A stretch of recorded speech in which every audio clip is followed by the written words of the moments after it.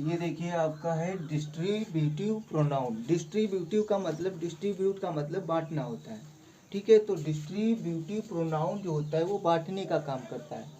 इससे संबंधित एरर बहुत ज़्यादा दिए जाते हैं। देखिए यहाँ पर एग्जाम्पल दिया गया है, ये इसमें जो है एरर है। और डिस्ट्रीब्यूटिव प्रोनाउन भी होते हैं, डिस्ट्रीब्यूटिव एडजेक्टिव भी होते हैं। तो इसमें क्या फ़र्क है ये आपको इसमें पता चलेगा। देखिए, each of the students have to work hard. अब यहाँ पर देखिए, ईच के बाद ऑफ लगा है। यदि ऑफ लगा हो ईच, अब पहले समझिए डिस्ट्रीब्यूटिव प्रोनाउन कौन से होते हैं। प्रोनाउन यहाँ पर और एडजेक्टिव कह सकते हैं, एडजेक्टिव भी इसमें, एडजेक्टिव भी पढ़ा रहा हूँ तो एडजेक्टिव भी समझिए। डिस्ट्रीब्यूटिव प्रोनाउन और एडजेक्टिव यही चार होते हैं, जिसमें से एवरी जो होता है वो डिस्ट्रीब्यूटिव एडजेक्टिव होता है, प्रोनाउन नहीं होता, ठीक है। एवरी, एवरी को अगर हम हटा दें तो ये ईच, ईदर, नीदर, ये डिस्ट्रीब्यूटिव प्रोनाउन भी होंगे और डिस्ट्रीब्यूटिव एडजेक्टिव भी होंगे। तो यहाँ पर समझिए इनमें फ़र्क क्या है, पहले देख लीजिए। यहाँ सेंटेंस दिया है each of the students have to work hard. यहाँ पर ईच दिया पहले, उसके बाद ऑफ दिया है। यदि ऑफ दिया गया हो ईच, ईदर, नीदर के बाद, तो वो प्रोनाउन होगा, ठीक है। यदि ऑफ दिया गया हो तो प्रोनाउन होगा। और ऑफ के तुरंत बाद जो है, जो नाउन होगा वो हमारा प्लूरल होना चाहिए। प्लूरल यदि नहीं होगा तो सेंटेंस गलत होगा।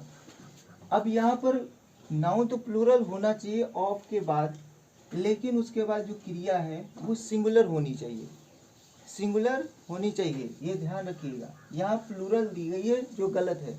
यहाँ क्या होना चाहिए, हैज़ टू, ठीक है, हैज़ टू वर्क। अब ये सेंटेंस सही है। यहाँ पर ईच जो काम कर रहा है ना वो प्रोनाउन का कर रहा है। अब दूसरे सेंटेंस में देखिए, each student is working hard.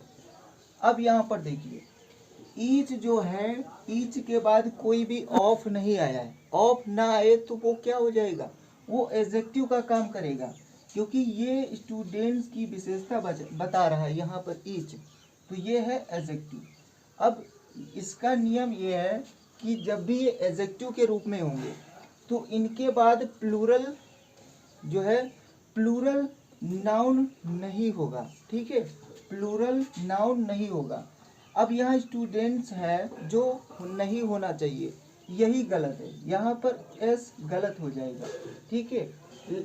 अब यहाँ पर ईच स्टूडेंट होगा और उसके बाद क्रिया भी सिंगुलर होनी चाहिए, तो अब इसमें केवल एस गलत था।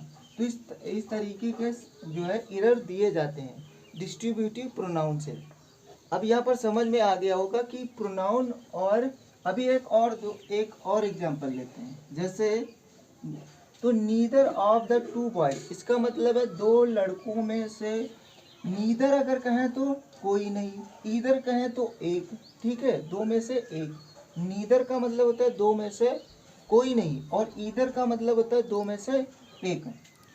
अब इसको हम बनाते हैं, neither of the two boys. अब यहाँ इज होगा कि आर होगा, यहाँ इज होगा, इज, इज यहाँ हटाइए, यहाँ पर हम लिखते हैं हैज कम।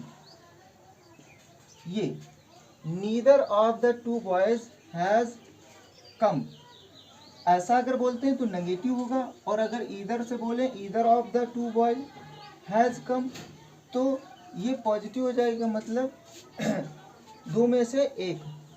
अब देखिए, नीदर और ईदर का अगर हम एडजेक्टिव की तरह यूज करें तो इस तरीके से करेंगे, नीदर और उसके बाद ऑफ नहीं आएगा, फिर सीधा आ जाएगा नीदर बॉय।